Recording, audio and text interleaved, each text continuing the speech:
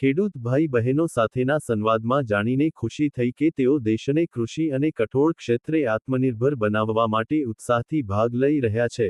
પ્રધાનમંત્રી નરેન્દ્ર મોદી, મુખ્યમંત્રી ભૂપેન્દ્ર પટેલે એ વિકાસ સપ્તાહ અંતર્ગત આજે રાજકોટ ખાતે વિકસિત ગામ વિકસિત ગુજરાત કાર્યક્રમમાં જનહિતના 194 કરોડથી વધુના વિકાસ કાર્યોનું લોકાર્પણ ખાતમુહૂર્ત કર્યું.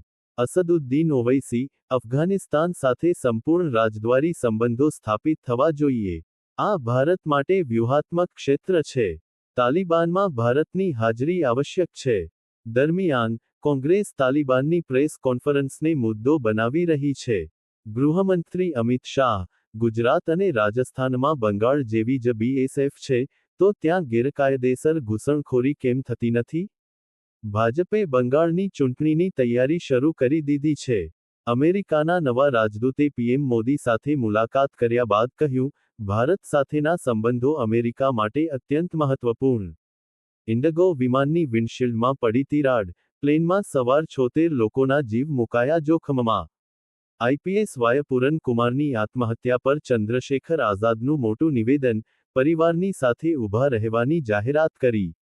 હવે કોઈ વિકલ્પ નથી, એમ લખીને દલિત આઈપીએસે પોતાને ગોળી મારી.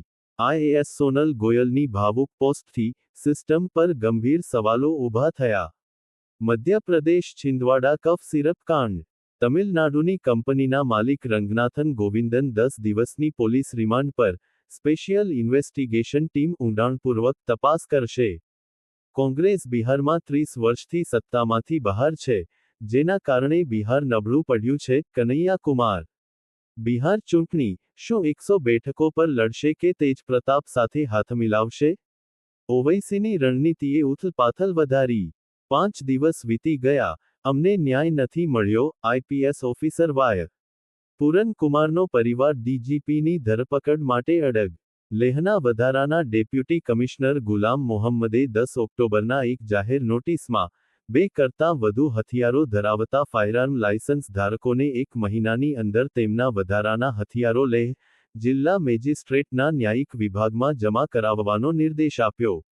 રિપોર્ટ: રજાક મોખા, અમદાવાદ. દસ્તક ન્યૂઝ 24.